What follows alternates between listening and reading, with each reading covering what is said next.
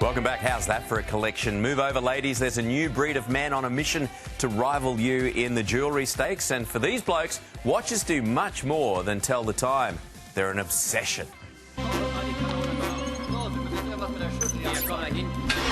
James Bond made them cool. This looks familiar. We've made some improvements. Have you indeed? But as technology took over, the watch took a back seat. Nobody wears a watch anymore. They just check their goddamn phone. Disagree. Maybe. So your sources. There's a broader market. Lorraine, what time is it? 10:26. One hip, pioneering secretary does not a cultural trend make. She's 75 years old. Watches are obsolete, and so are the two of you. It's time to put your smartphone down and strap on a wristwatch. Give me your attention, baby. I gotta tell you a little something about yourself.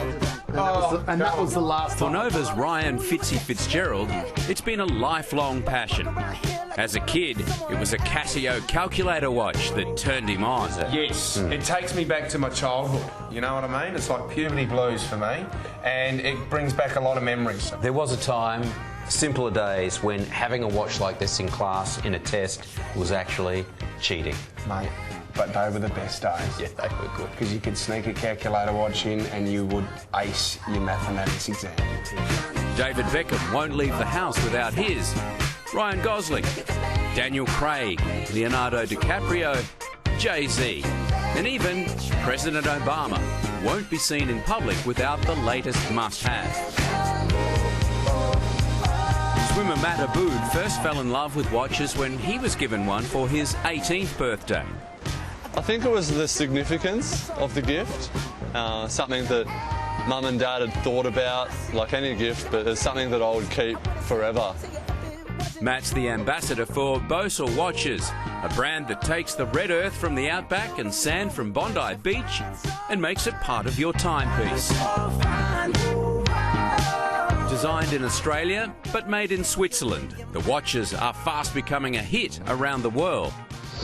Designer Christophe Hoppe was a self-confessed boring finance guy, but loved watches so much, he decided to start making them.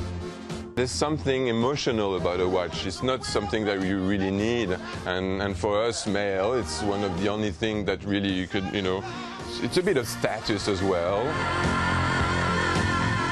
With this feature of having a little piece of Bondi sand in there, for instance, you could take this corporate, you could have BHP coal, or you could have some iron ore from the Kimberleys or something.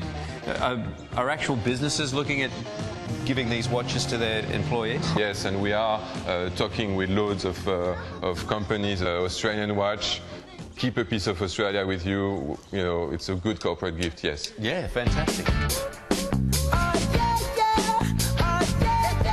A watch to a man is what a handbag and a shoe is often seen, in the eyes of a woman. To them, it's probably the only jewellery that they can wear confidently, but it has that functional purpose, which is to tell the time. Peter Holder of Men's Style magazine says it sets the sexes apart. I think men are far more considered with their purchase. They do a lot of research, they get online, they read magazines, they'll actually go to the stores and check out the prices, whereas women will buy more on impulse. And Fitzy is making sure he's got his watch working for him.